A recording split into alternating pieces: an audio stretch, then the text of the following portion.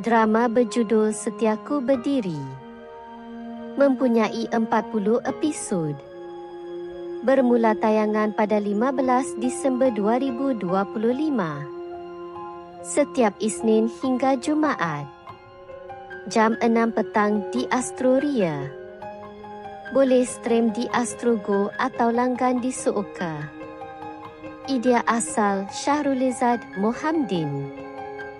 Arahan Rashid Sibi. Terbitan Radius One Sendirian Berhad.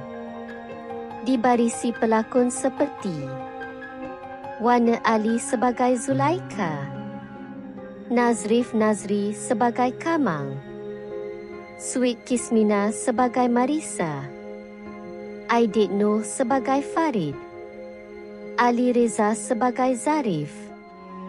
Serta ramai pelakon membintangi drama ini. Drama ini mengisahkan Zulaikha yang tekad ke bandar untuk mencari waris keluarga arwah suaminya untuk menuntut taraf kewarganegaraan anaknya.